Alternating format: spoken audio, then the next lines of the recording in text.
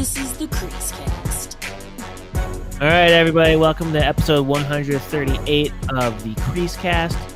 I am Cody Sievertson. With me, as always, Lachlan Irvin. We actually have hockey shit to talk to you about. Hell yeah. Canucks camp open this week, starting their season camp. Preseason is like 4 days away, which is shocking. Nuts. I don't know about you, man, but I don't know how excited necessarily you were for hockey season. I mean, we get into, obviously we have jobs that tie in with it. It's important for livelihood and also just getting to cover the Reasons stuff to live. Yeah, exactly. But as soon as the videos started coming in and the pictures from camp, the media day, everything else, I got hyped. I got hyped. I ready got FOMO, to go. Man. Yes. So this week for my work, this week and next week, and then the week prior to this week, we're basically down a bunch of bodies. So I could not get any time off to do any kind of if I wanted to go and ask questions or do interviews, I couldn't do it because I couldn't get the time off. Literally just work bad timing, total bad timing. It was quite awful timing. But fortunately, we have people like Chris Faber, David Quadrelli, Rob Williams, The Daily Hive, Pastaboulis, Daniel Wagner, all these guys. Great flow, according to Travis Green, which is awesome. That's the best part of camp is Travis Green breaking character and just smiling at Wags hair. That's great. I will say if there's one person who I think is who through the pandemic has really upped his stock, not just among the media, but also just a general popularity amongst the fan base. Yeah, Travis Green has done a really good job. I think he endeared himself pretty heavily because he did obviously did the Vancast with Drancer. He did the Ray and Dregs podcast too, where he was pretty open about his bout with COVID, and I mean that's good. Yeah, and you know what? It's not. I don't feel it's clearly not one of those cases where this is a guy who feels he needs to go out and put himself in front of the media and do these things. It seemed more like he's just a nice guy that is obviously there is part of there is an obvious you have to do some of these things for the team and whatnot. But it does seem more or less just from some of the ways that I've seen him handle talking to media, including talking to me, frankly. When I got my one question in with him during the season last year. It was at the tail end of the year. In a losing season where you were literally coming off of not only a huge COVID outbreak, but also literally the weekend. This was the day after, literally 2 days after one of your players had to take a leave of absence for alleged being a piece of shit, sexual misconduct charges. Mm-hmm. And he didn't have any reason to necessarily give me give any time of day, but he did. But you could tell as soon as he heard Botchford Project, and I asked him a question, he gave me a long, well thought out, really good answer that completely made my article. And he did not have to do that. There was no necessary reason for him to give me that much material to work with in that time of day, but he gave it because I think that's just kind of the style that he is. Mm-hmm. And just some of the stuff that you hear and see from him, you really like. It makes you want to root for him and his success as a coach. Just from besides just a team level, you want to see this is a guy you want to see succeed, and you don't worry so much when he starts sending guys out for the hard shifts, the hard line rushes, the bag skates down the ice, which did a number on players yet again this year. Let's just dive straight into it. Bag skate, as per usual, as it is every single year, provided memes, provided drama, provided talking points, and every single year the bag skate happens, and the usual talking point is people being like, "Ooh, you couldn't do a bag skate, so that means you can't criticize guys for struggling on the bag skate." We are not professional athletes tasked with getting paid hundreds and hundreds of thousands, if not millions of dollars to show up to a athletics training camp and skating professionally to show your fitness levels and competency and endurance. Yeah.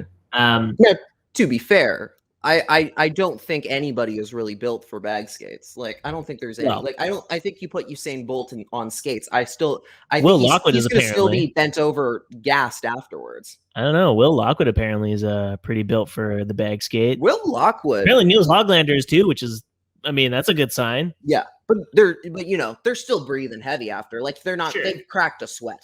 Yes, I understand. It's a few guys that are actually really good at bag skates relative to a bunch of guys who aren't really that good, and it's not like a skill or competency you have. It's just like a Every player see how bagged people can get after doing this really arduous activity. And last year it was Jake Virtanen twice because they did 2 camps in 1 year. The year before that, it was probably also Jake Virtanen. A little bit of Troy Stetcher puking. Yeah. The year before that, it was probably Troy Stetcher puking and more of Jake Virtanen. It's basically been the same 2 guys in the crosshairs every single time. Yeah. And both for very funny reasons. One, because the guy is wasting his talent and ability by being out of shape for training camp, and the other guy because he's busting his ass so hard that he pukes. And this year we did have someone that puked. Yep, we had Connor Garland, the new guy, which is what you always want to see when the new acquisition paid or signed to a pretty decent contract shows up. Struggles a bit with the camp, but pukes his little guts out, and that's great. Hope you're not eating during the show. Oh, well. Yeah, just a heads up. The next 45 minutes, we're going to be examining what was in his puke. Oh, okay? God. I hope the chunkiness of his puke. Oh, dear. The consistency. Oh, dear. No, we're not going to do that. But yeah, the OEL, the Ekman Larson thing, we were talking about this before the show. It was a bit much. Like, he's 30 years old. He's on one leg. He isn't expected to try and win a spot at camp. He has no need to hurt himself during a arduous task to try and prove himself to anybody. He's already an established NHL veteran. He doesn't need to die for bag skate. And his, like you mentioned in his case, he has the leg injuries, like past history with leg injuries.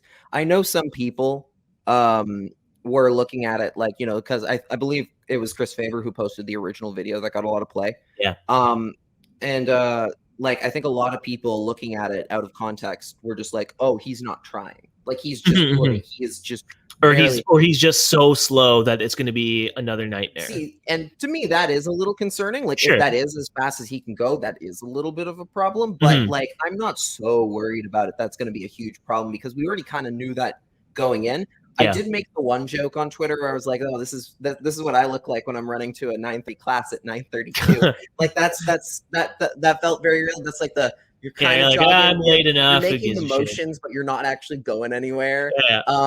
But I'm sure, and I think Faber ended up actually posting he posted the full video because people were really getting up in his mentions, Clint arguing that he had made that he had just that he hadn't posted the whole story and he was trying to build a narrative, blah, blah, blah, blah, blah.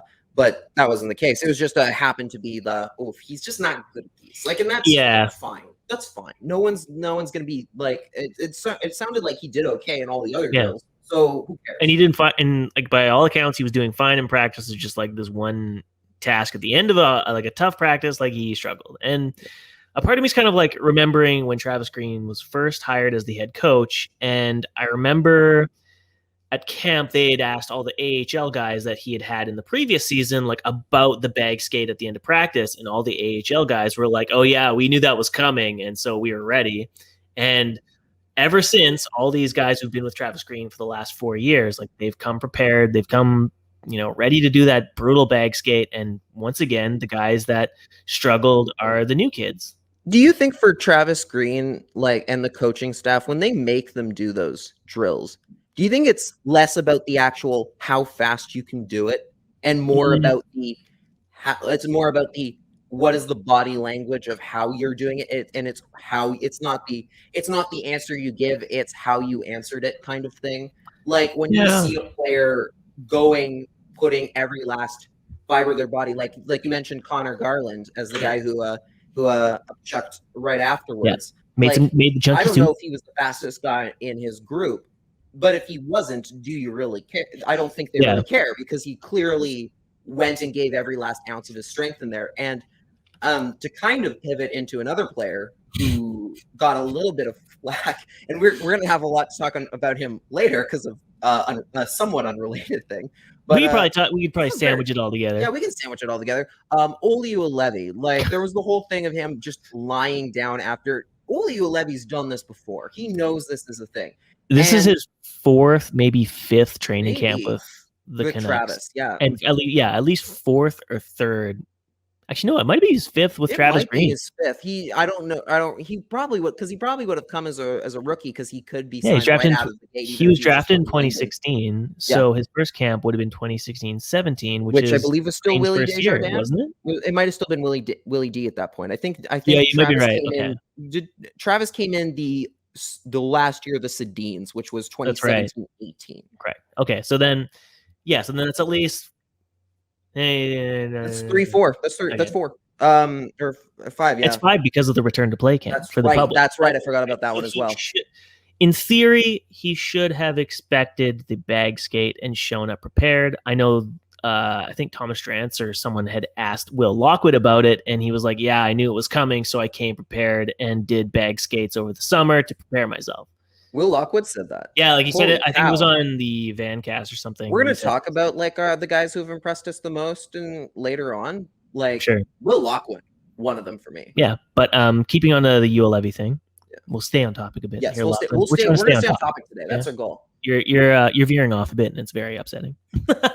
No, blame me for the Juolevi thing. It's like I understand why people like blew up. For me and you, I think we were just kind of like it's whatever. It's just funny at this point because it's like, yeah, people struggle in the bag skate as every person usually does in the bag skate. Yeah, he struggled the worst, and as it is for every single Travis Green camp, whoever struggles the worst in that bag skate gets memed to death. Most of the time, it's been Jake Virtanen or Troy Stetcher. And this year, it just happened to be the guy who's had a history of struggling and skating problems and just injury issues up the yin since he's been drafted as 5th overall in 2016. Yeah. So does it seem like piling on? Maybe a little bit. But at the end of the day, if it was JT Miller who was starfished on the ice because he was so bagged, we'd be memeing and making shirts out of that shit.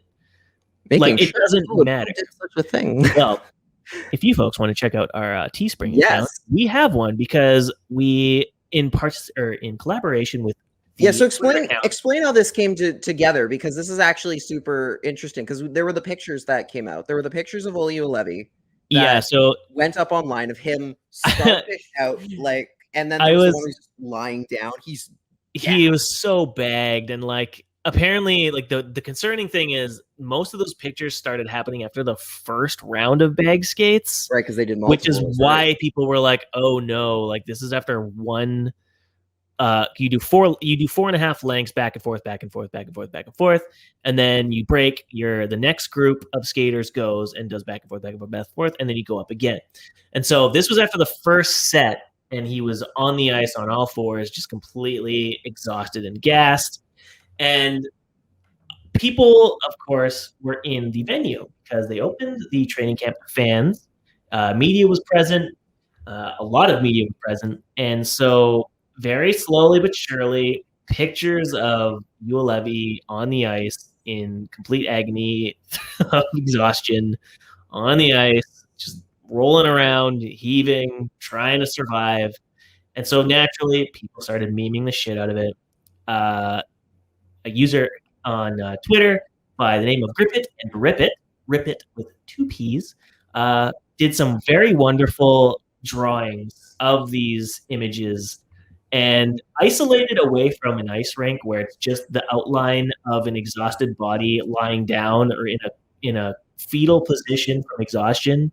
All I could think of was that sloth meme where it's like always be sleeping or whatever. Yeah. Like, you know what I'm talking about? Yeah, it has something to do with sleeping or being tired, and I just thought it was so friggin' funny. And in my head, I just kept picturing the JT Miller quote because. Of course, there were people there. They could hear JT Miller skating over to Juolevi and hearing him ask Juolevi, are you all right or are you just tired? Yeah.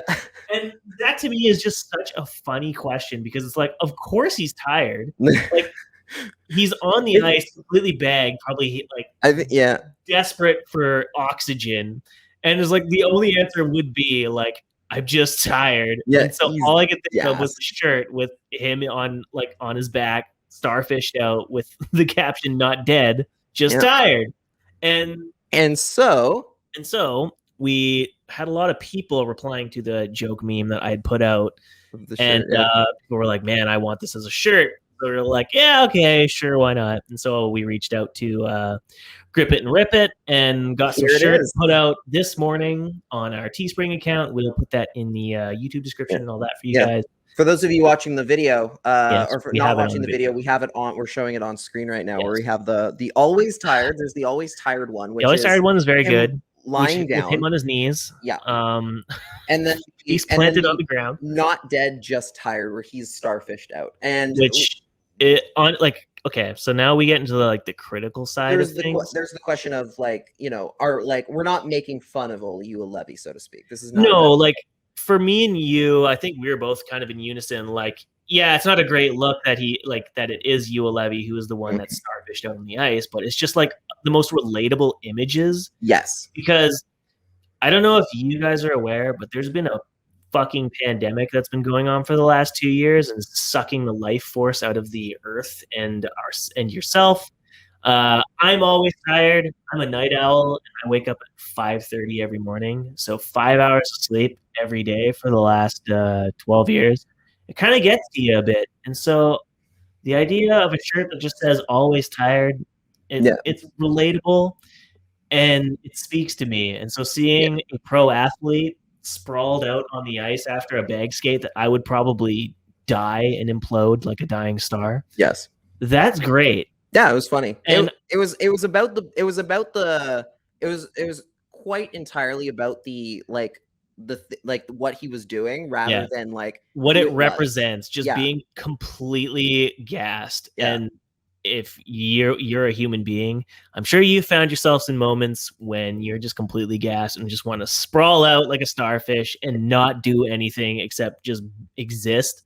And so, man, I ordered my shirts this morning as soon as they went up. Yeah, we put this together in about literally in 5 or 6 hours. We realized we could probably do this, and just so you know, we're not kind of prove that we aren't doing this in to be mean spirited and just be dickheads to Juolevi, because that's not the goal. But some people assume that's what we are trying to do. Any of the sale or all the proceeds from the sales of these shirts is just going straight to the Canucks for Kids Fund, because straight up, it's just a funny shirt and a funny, relatable image. That's all it is. It's obviously this is Grip It and Rip It's art design. So, we would want to profit off of their her designs regardless, because it's not ours. We don't own it. Exactly. We just got permission to use them. So this is entirely all the profits from these are going to Canucks for Kids. We've already actually raised $75. We've raised quite a bit already, which is awesome. We're not at quite at 100, but the fact that we're almost there, it's great. Yeah. At the end of the day, it's just about having fun again. Yeah. Okay. Hockey's supposed to be fun, and the last several seasons of miserable hockey teams losing, it's created this breeding ground where everyone assumes that everyone's motivations are negative, insidious and negative, evil, and that we want Juolevi to fail. No, and it's that was kind of that was the overwhelming nobody said that to us for the record. No one actually has said anything negative about the shirts themselves, but there have been some people who have been questioning the spirit behind it, behind anybody making a joke out of that. There were lots of people made jokes, and there were comments on a lot of them saying this is in poor taste, or you're making fun of a player. It's no, it's not about him. It's not. We're not making the shirt to be Juolevi sucks, and we hope he never makes it as an NHL player. No, I would love every single Canucks fan who has been a fan of this team since whenever, it doesn't even matter.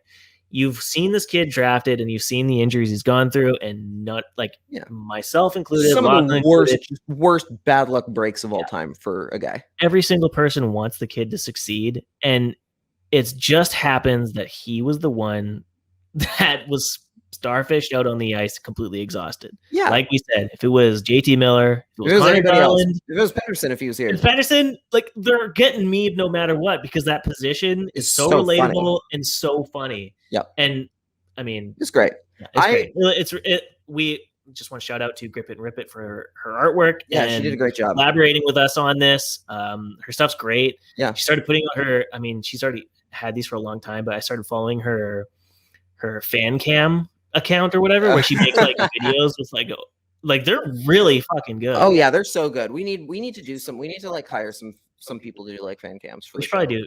We should. That'd be fun. Like to just showcase some stuff. That up a bit. Yeah.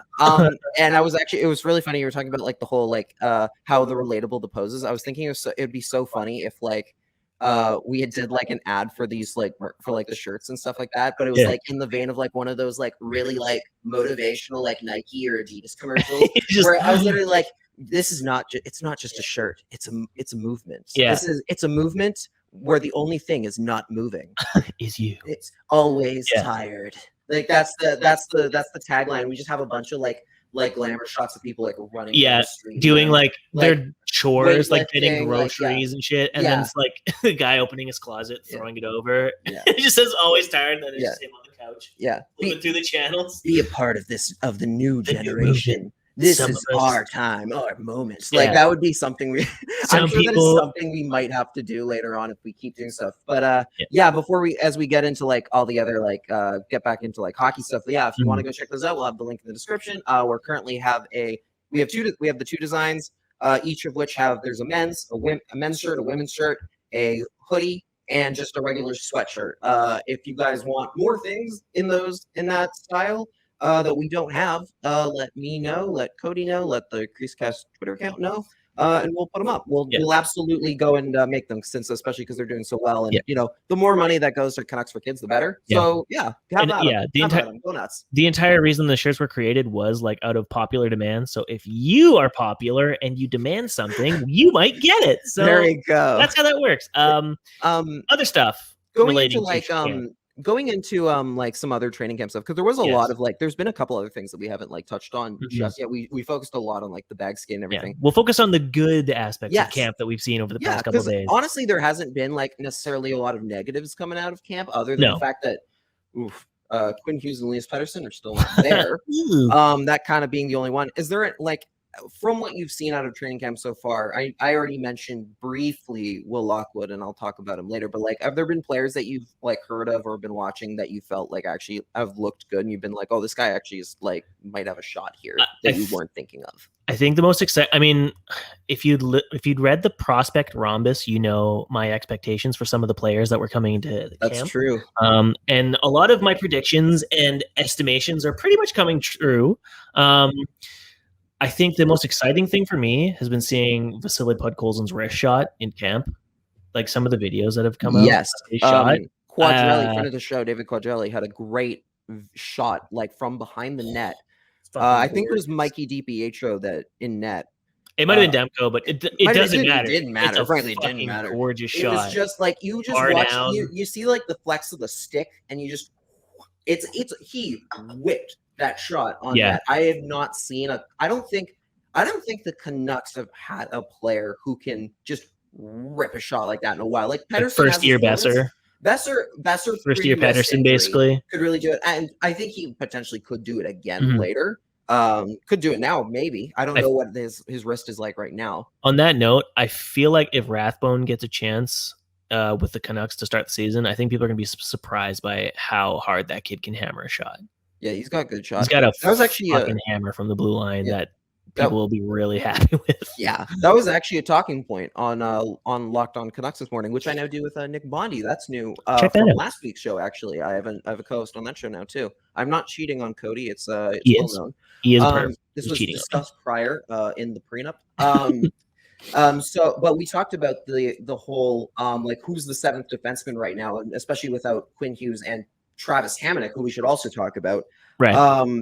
But and it was kind of like that question of is like Brad Hunt, Olli Levy, and Rathbone. And I think personally it should be Rathbone. Like no questions asked, because Brad Hunt, is probably okay. Like, he's probably pretty He'll good. be perfect He's depth. A perfect seventh defenseman. Yeah, A perfect agreed. seventh defenseman. But I'm not picking him over Rathbone, who I think, who I would argue already, like, this might be a hot take. I don't know if it is, but I would argue your team is better with Jack Rathbone on the ice than him in the press box or not there. Oh, yeah. I don't even think that's a hot take anymore. It might just be because he's kind of young. He hasn't had a lot of games under his belt, and it might be a lot to be like, oh, guaranteed you're a better team with Jack Rathbone than say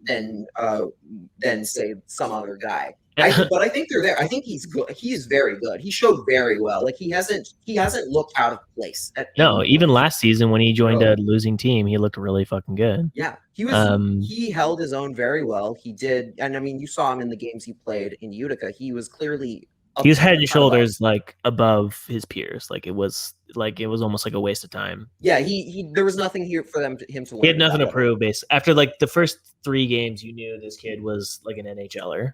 Like, he looked like a man playing with boys, as they say. But as we're talking about this, I'm thinking to myself, like, yeah, I mean, if Rathbone gets in, then what do you do with Hunt and Ulevi? And then I remember, oh right, Hughes isn't signed. Oh yeah. So yeah, isn't that Rathbone something? could be the default first, or the first puck moving defenseman guy, while OEL's your first pair minute muncher, and then Brad Hunt or Ulevi are your third pair guy. Now, and that doesn't even get into the right side. Yeah, putting aside the individual players, that depth lineup, that depth itself is that's bad. It suddenly looks a lot worse with Quinn Hughes out of the lineup, and same with the right side, because we're gonna have to get into this sticky topic. Travis Hamonic is allegedly still in Manitoba. He is not in Vancouver for training camp, like Jim Benning had previously said. Without him at camp, for whatever reasons, we don't exactly know why he isn't at camp. It is very implied. It's a gray area. It's a gray area. This is all allegedly what we're about to say. Yes, this is all allegedly.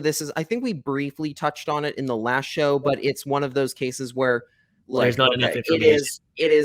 It is not known 100. I don't know if it's known 100%, but it's the very least it is like it's 50-50. It's like it's also very well known, like, because I've seen media people say this is the reason. Yeah. But also, like, you don't. Like, we don't know for I don't know if I mean, it's like we can run to the finish line of a race, but you can't. You just can't.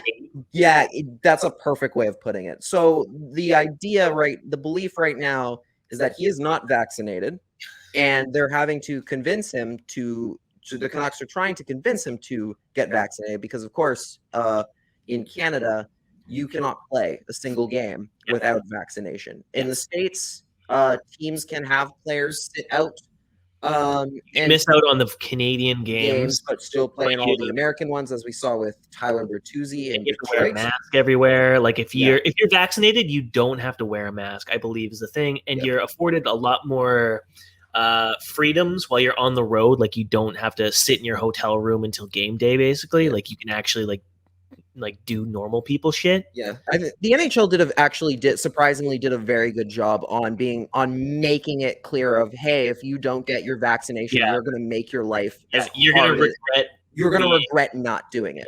Exactly. You're going to regret not doing it quickly. And I saw some people, especially talking about in the Tyler Bertuzzi case, where, if your team starts losing because you can't go to games,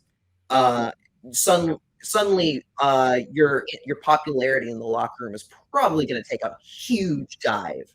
Like, if anything goes wrong because you're not showing up to games because you didn't feel like getting a shot once. Like, that's going to be very unpopular. Well, now in Hammond's case, it's different. The Canucks case too, right? Yeah, like they all went through a COVID outbreak together with the P1 variant. True, very true. How awkward is that going to be when you're like, okay, we'll see you in the States? Like, they're not going to want him around.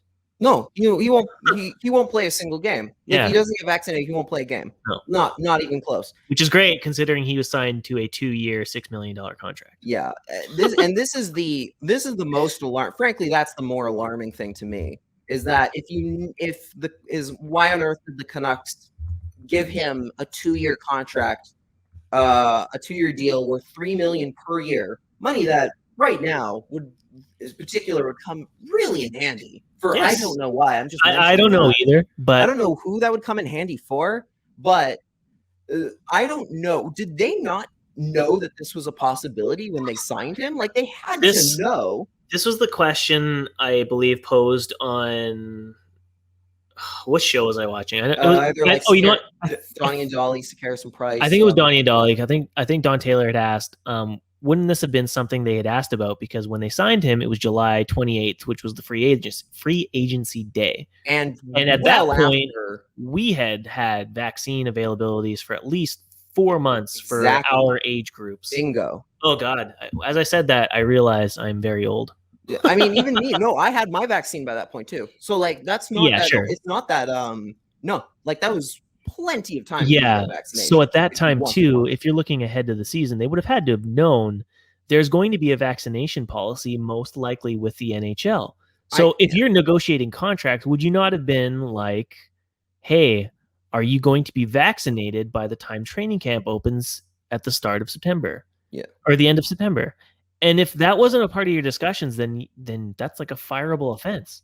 And yeah, I mean, it would be for me at least. Now, and for all we know, he could have, one could potentially lie. Yeah. But also, you could have said like at the same time, how is that not in writing in the contract of, hey, if you don't get your vaccination, because then you can void it. So far, we know that you don't have your vaccinations. Mm-hmm. We're going to put it in your contract that if you don't get them, we can terminate it, and we can terminate it with cause and not have to pay you a dime, right? And hey, maybe that. I mean, for all we know, too, like Jim Benning has always like been like, I don't discuss contracts with the media. For all we know, it could be in the contract, but Jim Benning's a personable enough guy where he's like, I don't want to have to void a contract because the guy refuses to get vaccinated. Yeah, like he's a former player. He gets players. He gets the player GM like relationship, and so he strikes me as the type that like he wouldn't want to void Hamannik's contract because of some ridiculous anti-vax belief, right? Like I think he's the type where he'd really rather try and convince the guy to do something that's in his best interest than something that would like fuck up his career. It's possible, like it is definitely possible. Like, but I also think in Benning's case, like, or in the Canucks case, I should just say, like in general, like if Hamonic doesn't get vaccinated, just if you guys don't know, he doesn't get any money. Like he doesn't get paid. The Canucks don't get cap relief for one. Yeah. From my understanding, they don't get cap relief, but they also don't have to pay Hamonic. So like technically, that's $3 million he's just flushing down the toilet. You don't get it. I think the case is though. I mean, yeah, if he misses the entire season, like if he doesn't play any games, he doesn't get paid because it's like you miss out on a paycheck for all the games you don't play. So like for Tyler Bertuzzi's case, he won't play in any of the Canadian games. And for whatever reason, like 9 of them. And Steve Yzerman's like, yeah, that's fine. So he misses out on $400,000. Yeah. And so for Hamannik's case, infuriating. Yeah, I know. Like that's infuriating. Like it must be nice to just be like, yeah, I don't need. I could get $400,000 by just taking a needle. And I don't feel like it. Like that's infuriating. Like we talk all the time about if you're a player, go get your money, but that's infuriating. Yeah. I think that. And in Hamannik's case, like I don't think he can technically, like I don't think the Canucks are not going to go. Oh, sure, you can come on all the American trips because that's less than half your games. That's less than half your games a year. You're not going to let him do that. You can't come. Like I don't even know if he's allowed on a plane past. He would have to do what people currently have to do. He'd have to do the negative test within 72 hours of a plane ride outbound, and then you'd have to have one 72 hours in advance of a plane inbound, and you'd still have to quarantine because you're not vaccinated. Yeah, and and that's not even including all the normal citizen things that you can't also do. Like now that there's vaccine passports, he would not be able to enter a movie theater or a restaurant or do like team event things like team dinners, which is like a huge thing they were talking about last year. Like, we couldn't do team dinners. We couldn't get to know Hoglander.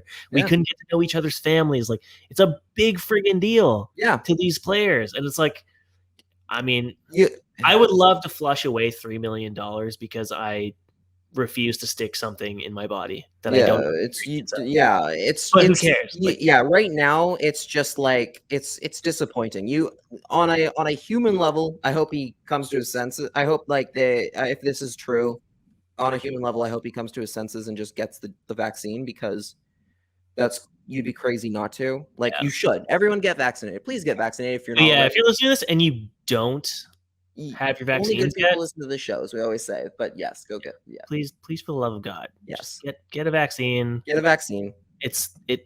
Yeah, we can't stress enough. Please get a vaccine. So yeah, I hope on a human level, we'll leave it at that. Like, on a human level, you just hope that he does the right thing and he goes and he gets his vaccination, because you'd be silly.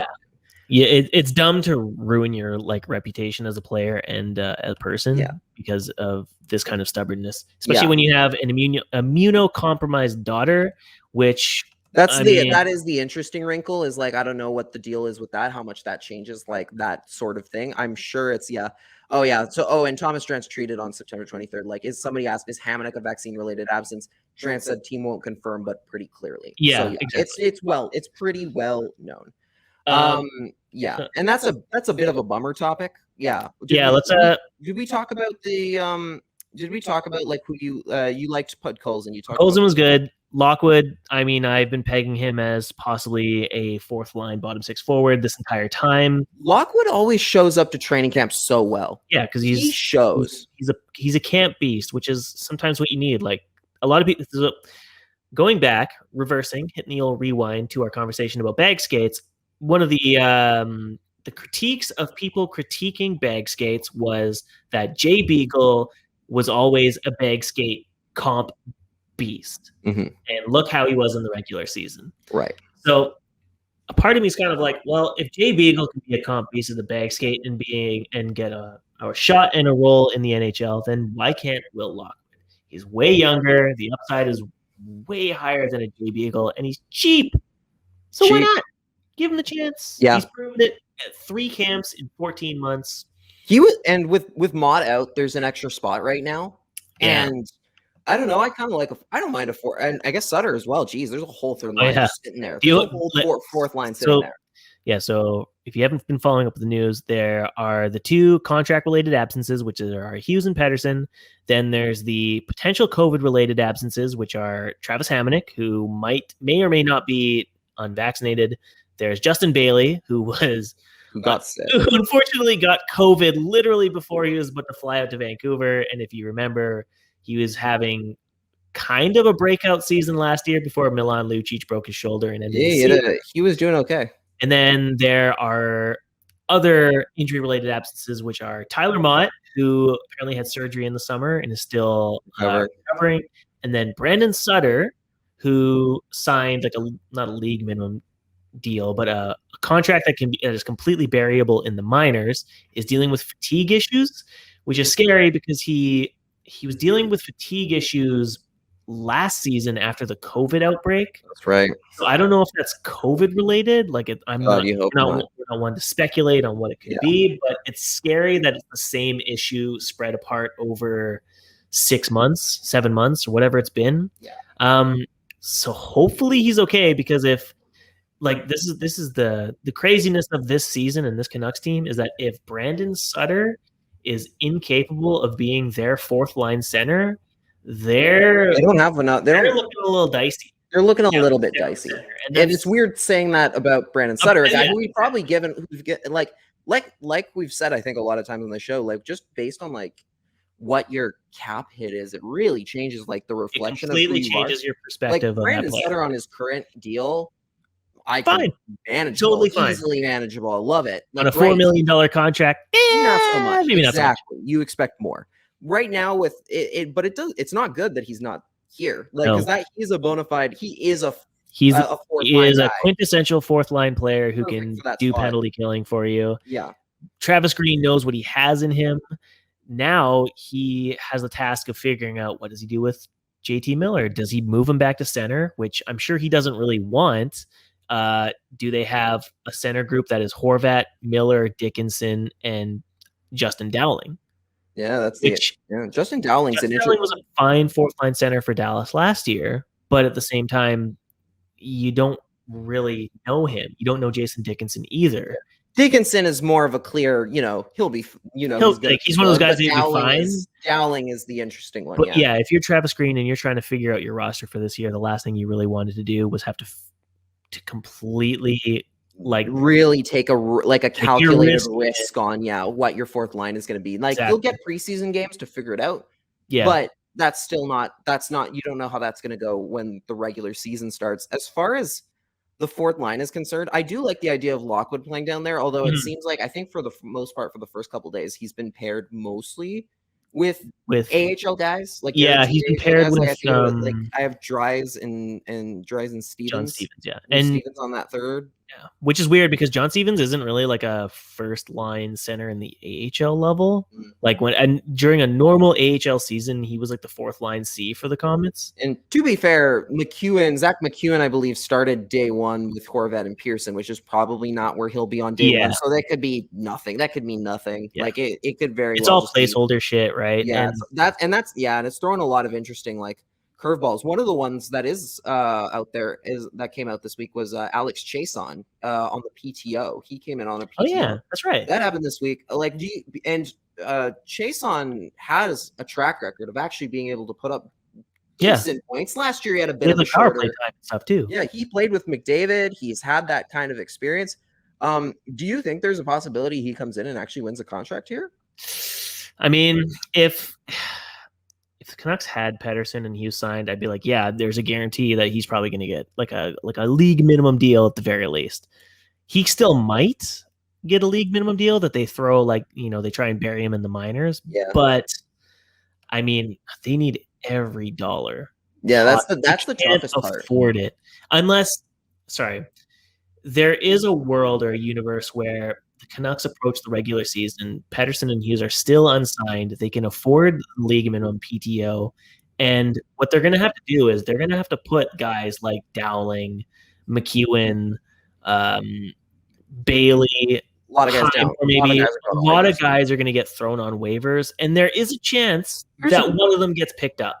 So if you have Chase on to be that extra body in case one of those guys gets grabbed, you're sitting pretty. Yeah. Or I don't know. You have to remind me with the two-way contracts, you still can get claimed on waivers, or there's something else in there. I think it has more to do with the money side of things than anything else. Basically lose your waiver eligibility after I think your third, once your ELC's up, even if you've only played 3 games in the NHL, I'm pretty sure your waiver eligibility there's something there, unless you're a game or something like that. Yeah. And for example, Ole Levy has only played 50 games, but he's not waiver eligible. He is waiver eligible. Will Lockwood isn't waiver eligible because he's only played 7 games or something. He's exempt, still on his ELC. So they run into a risk where it's all these kind of depth pieces, which is why they signed an AHL team's worth of extra guys, basically. Most of them are going to make it through because so many other teams are dropping their own guys on waivers and hoping they don't get claimed. That's why you do the shotgun approach of signing as many guys as possible so that in some odd case, no one tries to claim Nick Petan, who might be the Canucks first line center. Nick Petan, Nick Bondi has been talking a lot about Nick Petan. He's been really singing that guy's praises. Well, good. Good for him. Yeah. And he's getting placeholder time with Besser and Hoglander, which is the interesting potential first line. Yes. Which I actually hadn't thought about. And I realized that this morning that I had not thought about the fact of, Hoglander could totally play first line minutes now. That was something that I think the reason I had never really considered that was simply because of the fact that he's literally only in his second year ever of playing. Yeah. But based on what he showed last year, there's no reason why he couldn't be on that first line. And that Pettersson, Besser, Hoglander first line. Oh, that's a very good group. That's a pretty good line. I think they got some looks last year, but obviously Pettersson was not having a great season. He was kind of slumping at the time. The roughest luck. As we said many times in our season last year, Hoglander was on most nights the best forward for the Canucks, and he produced very well for a rookie. But at the end of the day, it still wasn't enough to be a first line caliber forward. Maybe this year he takes another step. Apparently he's looked really great camp so far, and maybe he fits. Yeah. The interesting one for me is that Todd Colson's been giving time with Miller and Dickinson, Which makes me wonder if Miller's third line right now, which is like on a lot of depth charts, which is wild to think about. I wonder if Green is looking at that line as like his matchup line.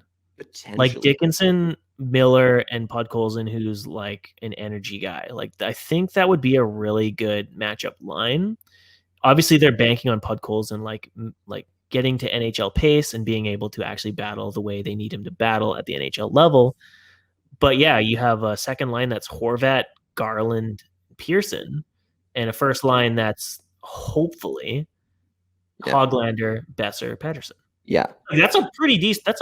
That's really effing good third line. Yeah, that's an incredible third line. My interest is to see. Travis Green is a big fan of sheltering his rookies, like which is a good thing. Like you don't want to give them with two vets who are like really responsible in their zone. I mean, Miller not so much, but Miller's chatty enough that he can bring Podkolzin along, right? Like he's a good mentor. Exactly. So like you get the mentorship from an established two-way center who plays a really good defensive game and a guy who is not going to be afraid to tell Podkolzin how to play the fucking game right. You're either going to put him with Miller or you're going to put him with Horvat. It's really a question of which one you like and which one you want to which one you're more willing to ease the matchups into. I kind of want to see Podkolzin maybe with Horvat for a bit. I kind of like the idea, especially because I think that is I think one of the things I've talked about a lot recently is how I think Jason Dickinson really is going to benefit, like his existence on the team will really benefit Bo Horvat because Bo is not going to have to play nearly as many hard defensive minutes that he used to. He can just score goals again. Yeah, he can just go back to being a little bit more of an offensive guy. Like obviously you want your guy, like if Bo Horvat becoming say a Selke candidate would be great. But you don't. But if you can become a 30 goal scorer, you'd way rather that. Yeah, you'll take that any day of the week. And especially because I think it's very likely that you're going to see Dickinson, whoever Dickinson is on Dickinson's wings, is going to be, I think, going to get paired up a lot against the McDavids and the Matthews and the who's in this division. I guess Mark Stone. Like the Golden Knights group, Seattle team. Yeah. Oh man, who kept torching the Canucks? Was that that was in that series against the Knights? It was why am I blanking on his name right now? He's a French guy, isn't he? Marchessault. Oh no, I was thinking of Marchessault Smith, and then Alex Tuck, who kept just like blasting through the blue line. That guy was quick on his feet. I think that so I think whoever Dickinson is going to get a lot of tough matchups. I worry about the idea of putting Podkolzin there just for that reason, that idea. But I also don't hate it because like you said, I think they'd ease him very well. I think Miller and Dickinson could ease him very well into the thing. Another kind of interesting wrinkle in that third, fourth group is Klimovich. He's looked good. That's like we talked about how he's a guy who really believes in his own right in himself that he is an NHL guy already. Yeah. And we kind of were like, yeah, okay, but you're going to play in the junior. He's looked really good, and a lot of people are already kind of like, oh, he's kind of he's really forcing himself into the conversation. I think at the end of the day, he's still going to end up in the queue because like he's still young. Like the fact that his like offensive like game is like there, and like his shot looks good, and like his speed is like pretty decent. Like those are all good signs. There's no need to really bring him in, especially if you're missing your two superstar players. You don't really want to add like a third rookie to the mix of having to be brought along. Right. So because now you have Podkolzin and you have Rathbone already. So it's like don't add more than you can really handle in a given season. So I mean, let him grow in the queue a bit. Yeah, let him get. There's no rush to bring him up. The only thing that would make them rush him in is if he gives them a reason to. And like again, it requires games to see how he does. But hey, if he shows up well, like right now, he's doing okay. He's pulling his own weight, and I would love to see him force his way in there just for like the interest, just for the interesting storyline, the ability of like seeing this guy who really, really believes he's going to be a good NHLer someday. Yeah, like seeing him get in there that quickly would be very cool. Luke Schen's looked very good. This is not apparently Schen's looking good, which is always fun. Winning battles. I really like the idea of him playing with Rathbone, which is I hate, which sucks in a way, just because of the fact that I think that in a way is almost one of the least likely pairings to happen, just because of the way the rest of the Canucks defense is looking right now. Yeah. And even like when, say, Hughes comes back, I think it's, I think that because they had Shen and Rathbone paired up, and one of the things that we've talked about before is how great a job Shen did at kind of easing Hughes in during his first few games in the NHL, like that very first year when he only had the 9 games played. A lot of those were with Luke Shen. Yeah. And that is simply because of the fact that Shen knows he's just a stabilizing guy. He's the stay-at-home defenseman. Yeah. He's not going to take. You know exactly what you're getting. He knows how to facilitate over to that, send how to make it easier on the young guy who's going to pinch in or take the rush and try and go in for a shot. Mm-hmm. And he did very well with Hughes on that, and I think he would be a very good fit for Rathbone. Yeah. And I would love to see them get some like playing time together. I think they would be a very good like second line if you threw them in. Yeah, I mean, the problem the Canucks are going to run into if they don't have Hamonic or Hughes is like figuring out who's your first pair, who's your second pair, and third. And who is your first pair right now? Who do you? I think you default to it being Ekman Larson and Pullman, and you just hope that's for the where best, I would go. right? Like that's all you can really do. It's either that or you go with full veteran and you go OEL with Tyler Myers, which would be very interesting. And I've talked about it before that I think maybe you should just consolidate the amount of potential damage. Maybe you throw them together and just to so it doesn't seep into the other parts of the game, the other parts of the blue line. But no, I think you're right. I think Pullman is probably going to start off with OEL, and I think they might be a decent fit. I want to see them in some game action, but I think they'll be a good fit. And then you have and then your third pair, I guess in that case, is Myers playing with why am I blanking on the third guy? It's who is it? We've already talked about him. Who are we missing right now? Is it just Myers? It's just Myers back there. It's just 2 Tyler Myers playing back there. There's Myers, Hamonic, and missing right now. We are missing Myers, Hamonic, Shen, Pullman. Who's missing on the? We're missing. Are we not? Maybe we're not missing. Maybe, I don't think we are. Ulevi. That's right. Yeah, right. The guy we talked about first. Yeah, it's Ulevi. That's who we're missing. Or Brad Hunt potentially. Brad Hunt is apparently he can play on the right side. He's a vet. Okay. Brad Hunt's doing all right. He's again. We already mentioned him a little bit. 7th defenseman. He's your 7th right now. It's gonna be interesting when Hughes comes back and potentially if Hamonic does too. Who gets like chucked to Abbotsford? Because right now there are a couple guys in there. Like I think who I would say pick is very different from what Canucks management and Canucks coaches would pick. I think that's a very different looking thing, and I'm very worried that a potentially very good pairing like Rathbone Shen is going to end up getting split up very quickly as soon as those guys come back. And in Hamonic's case, if at all, I mean, if you're the Canucks at this point too, and you have preseason starting in you got games 2 days or something. Yeah, like you kind of need to know what you're going to have for the remainder of the season, and if Hamonic is refusing to get a, I think it's going to be. I think very clearly, yeah. Like you mentioned, it's going to be. You're going to have OEL playing with Pullman. I'm interested to see what Pullman does with first line minutes. I don't think he ever played those in Winnipeg. I don't think he got a lot of that time. They always had a decent defense. Like last year, they were a little suspect. This year, they're a decent bit better. But Pullman, no. Pullman's never played that much ice time. It would be interesting if he gets it. And potentially, maybe, who knows? Maybe he does okay with OEL. Maybe it's not a bad. Maybe it does okay there. Like you could see a potentially decent fit there. I think they're the best suited for each other. I think at the very least right now. Yeah. In terms of and I don't know if there's that much more to go over training camp other than the fact that tomorrow they got one more day. They got the one more day of training camp, and then they head for their first game in Seattle. In Spokane against the Kraken. I don't know if that game's on TV. Apparently, it's available on Seattle TV, which means it'll probably be blacked out in Vancouver. But I'm sure which is people kind of are nuts. You'd think if that people are resourceful enough. I'm sure they'll find a way to. Watch I'm it. sure we'll find a way to get the game footage. Yeah, I mean, it's just wild that the games are coming up that quickly. Like they're coming up so like right around the corner here.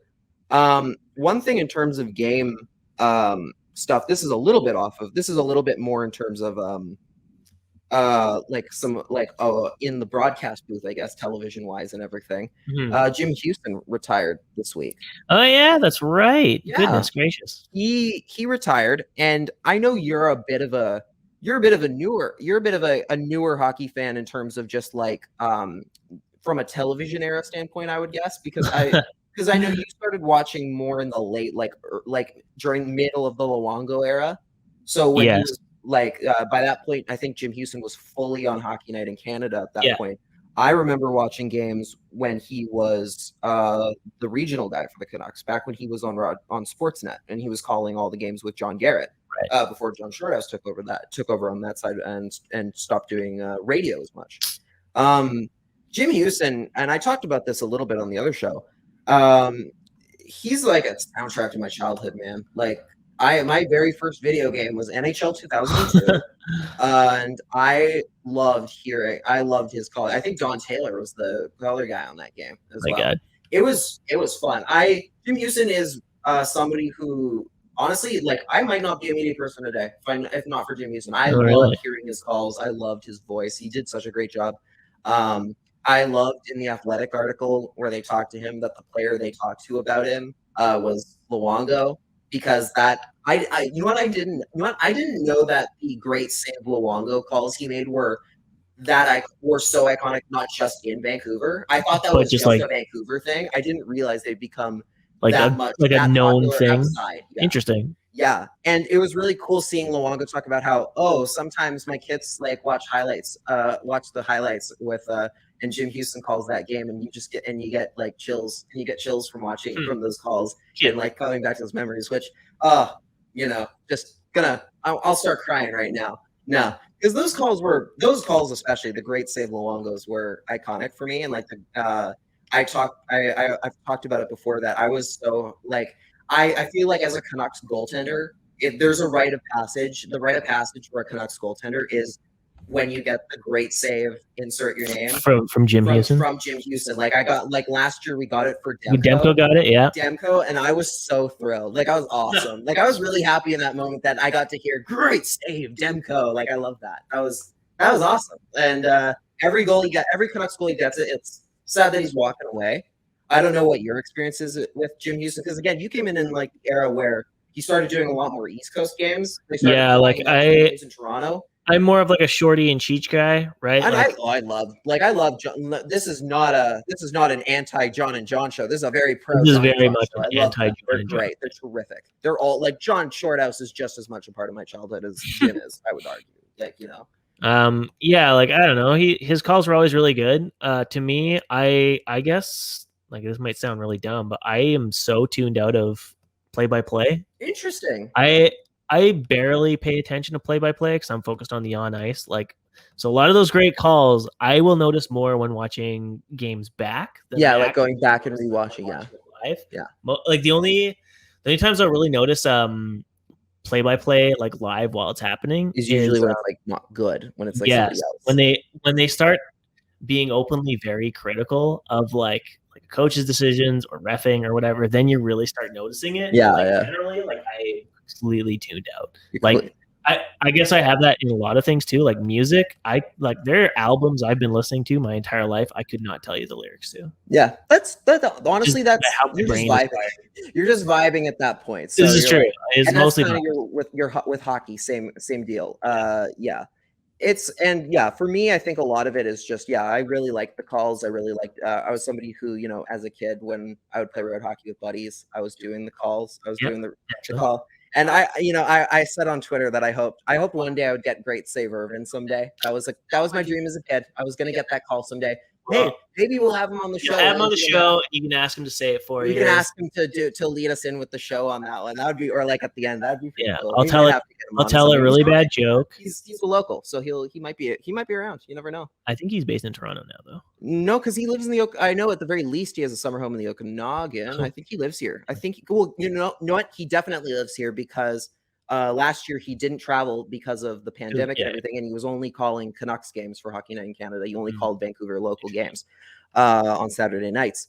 Wow. One other thing we'll touch on with the Canucks at least is Kaprizov and I almost said Jonathan Dahlin. That's the wrong Dahlin. I'm thinking of he was signed Rasmus ages Dahlin. ago. He signed ages ago. They both signed this week. You mentioned well, actually, when we were doing prep for the show, and I know we've talked a little bit about Pettersson and Hughes already today, but this is more important. But this is like pretty pertinent right at this point. Mm-hmm. We were listening to Sakaris and Price. I think Rick Dollywall came on, and you heard.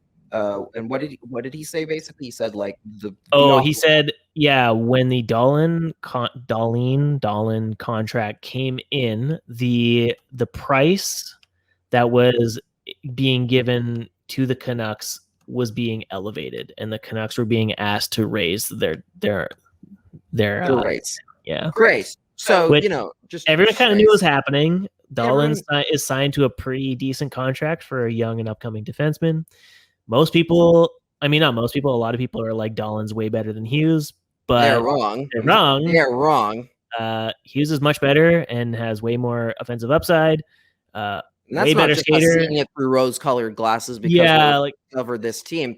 No, 100% Quinn Hughes is worth more than Rasmus Dahlin. Yeah, so he's I mean, this is the problem when you sign guys. You have no rush to sign before you're superstars. You're left with 13 to 16 million in cap space with no way to find a deal that works for signing the two of them.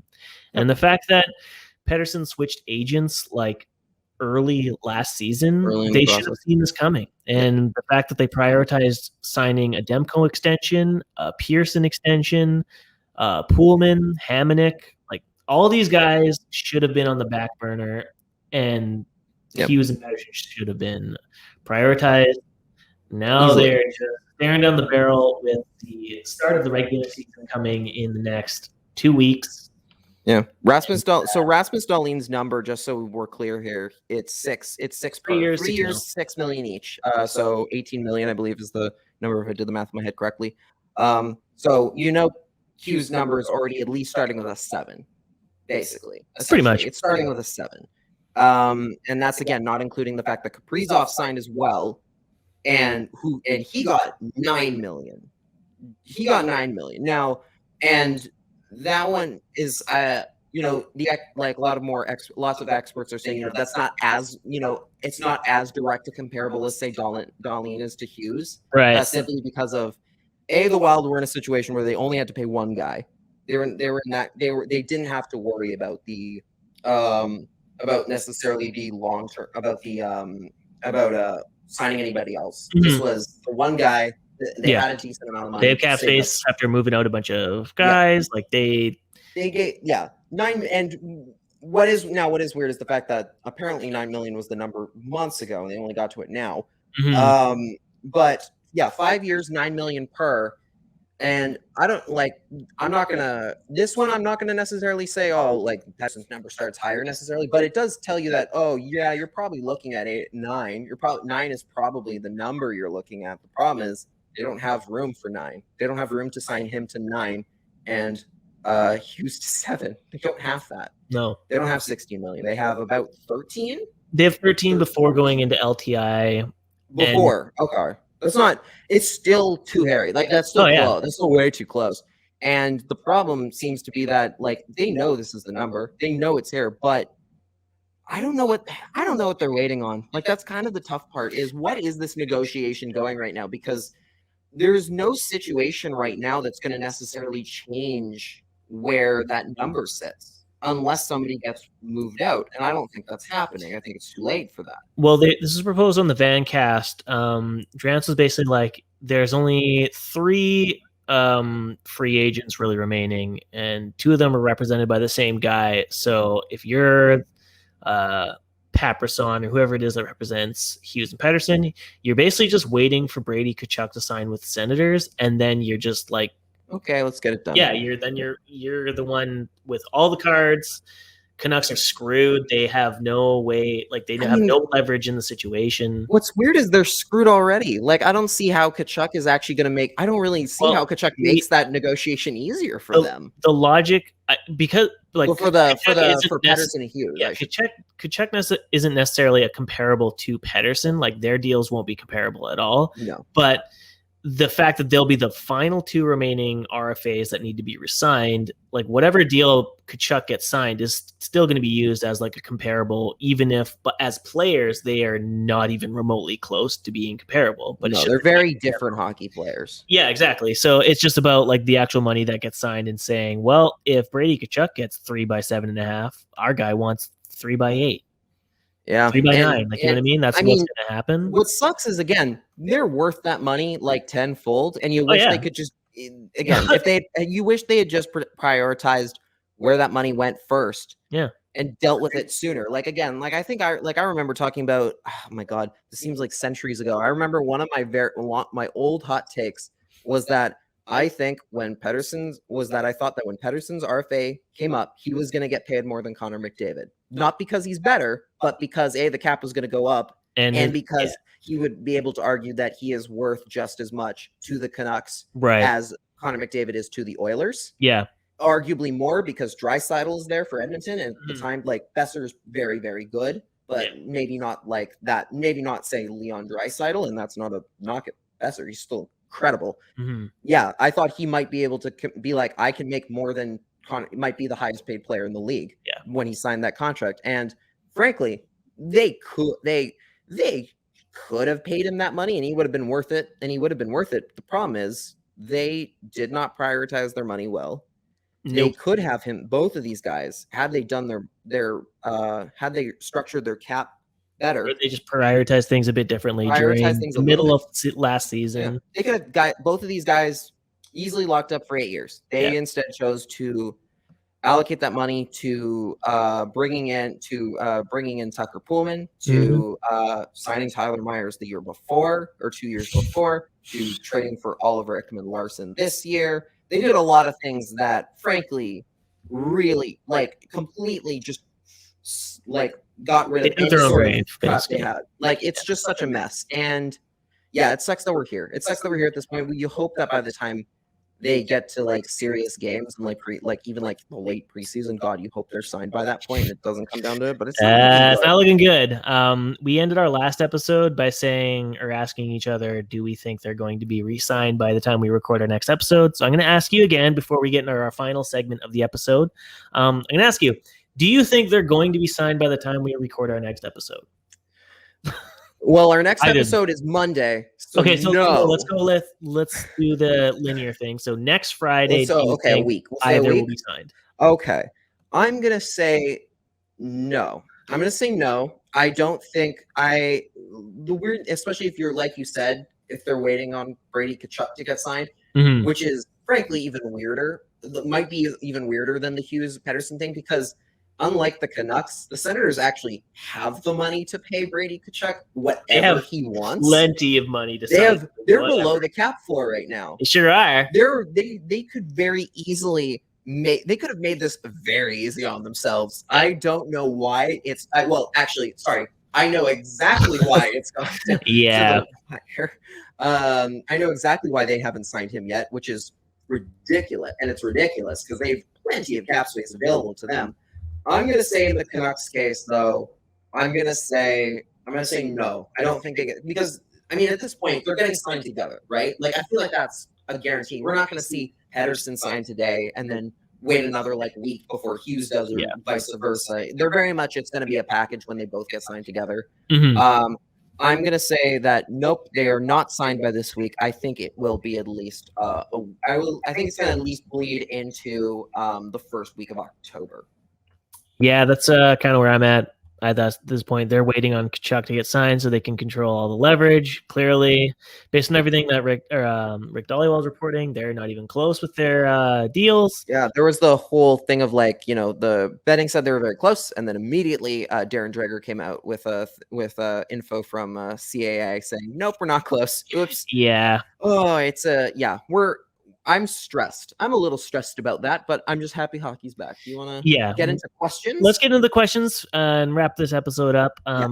We're gonna call this section the Talking with Andy segment because our good buddy over at Capspace Wins Cup and Capspace Wins Cups, Andrew, send us some questions. He sent us a lot of questions. Y'all, the rest of you guys, please send it. Y'all are slacking. Andy is pulling his share of the weight here. So, okay. Let's, do you want to get into okay. I got him open. All right, let's go. First one. Would you rather have a pet rat or a pet snake? I would say easily a pet rat. I don't like snakes. I find snakes very, gross. They're fucking creepy. I think they're creepy. I've never been a snake. I have 3 rules on pets in my life where I'm like, there are 3 kinds of pets I won't get. Snakes. It's snakes. It's what is the other one? Oh, I don't like moths either. I don't like moths. Spiders. No pet spiders. I think that's weird. And cats. I hate cats. Cats don't like me. What? Cats do not like me. They don't like me. So okay, we're gonna have problems on this podcast. You know what? Like, okay, I like other people's cats. I'm fine with other people's cats. Just not yours. I just no giving me cats. Cats and I have a very have a bad history with each other. We tolerate each other, but we don't get along. You know? Yeah. What about you? I choose neither because I don't want to be known as a rat person or a snake guy. Rats are, you know what? One rat's fine. One rat is fine. Like I'm not a big like any sort of like animal that needs to be in like a cage and like the like in the what I don't know what it's called, like the those kinds of like little like pens or like those little cages or whatever with like the wood chips down and everything. I'm not big on those because they always end up like smelling really bad in your house. Ends up like smelling a lot like that animal, whether it's like a hamster or a rabbit or something. So I don't know if I personally wouldn't get either, but like if I had to choose, I would go with rat just because I don't like snakes. It's a good call. Second question from Mr. Andrew. Harder sport to learn, cricket or NFL? I could not tell you what the hell the rules are in cricket, so that's my pick. It's got to be cricket because you know what, in NFL it's like a circular field. There's at the very least, and now this might just be because in North America cricket isn't extremely popular by any stretch. It's much more popular overseas.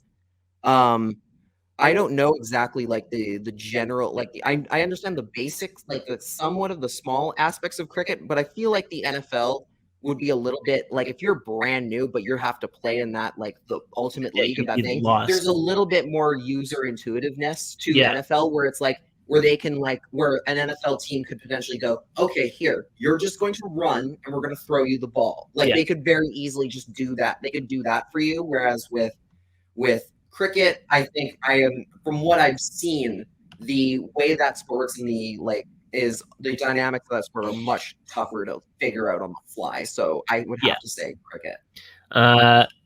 Over under 69.5 points for Horvat this season. Nice. What did he get last year? What did he get? I think he had he had a pretty decent season. I think I said before, I think he's going to be a 70-point player purely because he's on Team Canada radar. So I'm going to take the over and be Mr. Positive. Over 69 points. You know what? I'll agree with you there. I think you might be onto something. He had 53 points in 69 games. Yeah, the pandemic paused year. He had 40 and 56 last year, which I think was better. Like I think that's a better points per game. Yeah. I think the fact that he's getting more stable line mates. I think the fact that those line mates are not only stable but also better, improving. Like he's probably going to get a lot of ice time with Connor Garland this year, JT Miller, Bud Colson. It would be shocking if he didn't hit like 60 points basically. He will. I think barring injury, unforeseen injury, he will crack 60 points. I think, and I'll go. You know what? I'm going to agree with you. I'm going to say over on that 69.5. I think he's going to crack 70. If you were given a 10-year contract to be the GM, who would you rather work for, Seattle or Buffalo? So basically, do you want to work for an expansion team or a teardown? Yeah, I'm going Seattle all the way. Get to talk to Jerry Bruckheimer about some of the dog shit movies he's made. I am not working for the Pagulas. Hell fucking no. Yeah, if we were talking purely based on the team, like the actual like what the overall like goals future outlook or whatever. Yeah, the overall like what the plan and the blueprint is would entail. I think I would be more interested in Buffalo, just based on you have a lot of draft picks, you have a lot of opportunities to draft really good prospects. But since we also have to include the other parts, like you mentioned, ownership and all those other things, yeah, I got to go with Seattle. I mean, we didn't even have time in this particular show to get into the whole thing with how Jack Eichel got stripped of the captaincy this week. He sure did. Because the Sabres are a constant mess. Yeah, I'm not touching that franchise with a 10-foot pole. God, no no. thanks. If you gave me the Buffalo Sabres situation, but relabeled them as like the Columbus Blue Jackets or the like, or I would not. I would never work for Columbus. Columbus sounds fun. I like Columbus. They're terrible. They suck. They're never good. They're perennially just a team. They beat the Lightning that one year. That was cool. That was fun. So in a 15-year existence as a franchise, the best they've got is we beat that one good team once. They've had a tough run, but like I'm just saying more in the sense of like if you labeled the Sabres as somebody else, like I'd be more interested in that particular roster build rather than Seattle.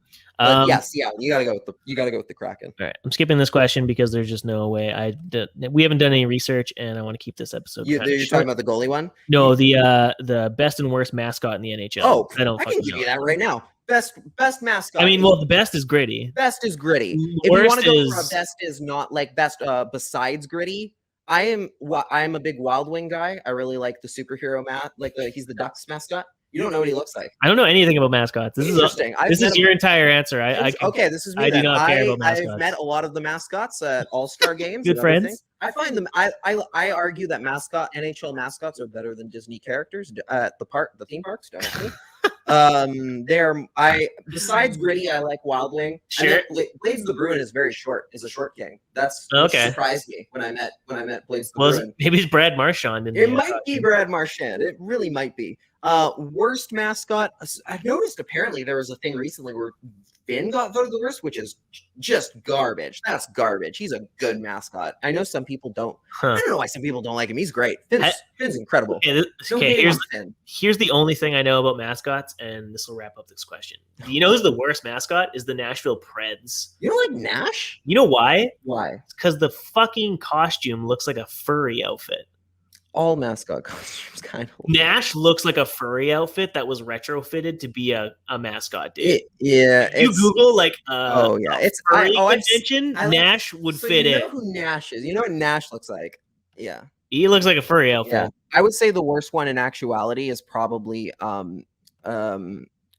it's the Detroit one. It's the Owl the Octopus, specifically because it's not actually a mascot. It's just a thing that sits on the rafters. It's literally just a big, huge.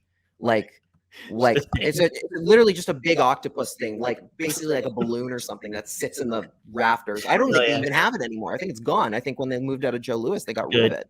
Or they recognize how shit it was. They were like, they also just haven't made the playoffs in that time, so maybe it's sitting in storage waiting to be pulled out. Yeah. But like, remember this? Yeah, it's not a real mascot. Get a real mascot.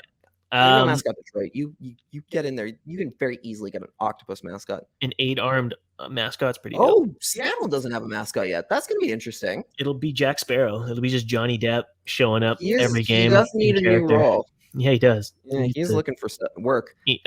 Last question from the Andrew segment. Who's the better goalie prospect, Arturs Silovs or Aku Koskenvuo? First of all, I think you mean Arturs Silvos. Oh, yeah, that's right. They spelled his name wrong again. I don't. Second time in 6 now, months. Maybe new person, because I would imagine, knowing me anyway, I would have that built into like my autocorrect. So, but if Yeah, it's so a it new just person, automatically flips because Yeah, so you're it never going to automatically- ever type Silvos. well, yeah, like I have my drive, for example, like set so that when I spell Hoaglander's name, it immediately adds the umlaut Nice. over the O, and I've started doing that for other players as well. Smart. But yeah, so maybe it's just a new person, but it is a little weird that they spelled his name wrong twice. Mhm, Ignoring that on the side, I admittedly am not a huge prospects guy. I'm trying to get better at it. It's just a lot. It's not necessarily my forte. I've heard I like what Stilovs brings. But I've heard really good things. I was going to say, you and I are basically going off of Koskinen, whatever. if I'm pronouncing his name correctly. Yeah, we're basically going off of whatever David Quadrelli reports. What Quads has said, or like Ian Clark is obviously both of them are Ian Clark picks, so there are interest. So I'm interested to see how this goes. I do feel that what's nice for the Canucks, at least right now, is it seems like they have a glut of very good goaltending, and they won't have to worry about. God, knock on wood, dude. Knock on wood. They won't have to worry about goaltending for a while. They seem to have a very good pipeline and development in that regard, and they have for a while. Yeah. Like we've mentioned before on the show, especially because of how much time you spent covering Utica, that the Canucks, if there is one department they've actually done a very good job developing, it's the one thing they've done good job. Like they graduate a goalie to the NHL almost every other year, every second year. I think Koskinen has the higher ceiling, has the higher potential ceiling. So I guess I would say right now he's probably the better one. But I would not be surprised if Stilovs comes out and maybe makes some noise in the next few years. I would, especially once he gets a full proper AHL season under his belt. I want to see what he can do there first. Yeah. It's an either or thing. One's younger, one is about to hit NA or North American Pro play a bit sooner, so it doesn't really matter to me. Yeah. Either or, and all goalies are bad except for Lachlan Irvin, who used to play NCAA or ACHA. We're right below NCAA. It's pretty much the same thing. Sure. Otherwise, make sure you guys send your questions to us. We love answering them, especially when they ask us about creepy pets that no one in their right mind should ever have. I am Cody Sievertson. You can follow me at Cody Sievertson on Twitter or my website, ahlnucksharvest.com. I think I have an Instagram for my thing, AHL Nucks Harvest on Instagram. Don't really post much on it. It's mostly just ads for stuff. Yeah. But hey, there's nothing wrong with that. Lachlan, where can they find you? You can find me on Twitter, Instagram, and Facebook at Lachlan the Crease. You can also find me on the Locked On Canucks podcast, which I do Monday to Friday. And make sure you go check out the shirts in the store that we mentioned earlier. All proceeds going to Canucks for Kids. Get a shirt. Go have some fun with that.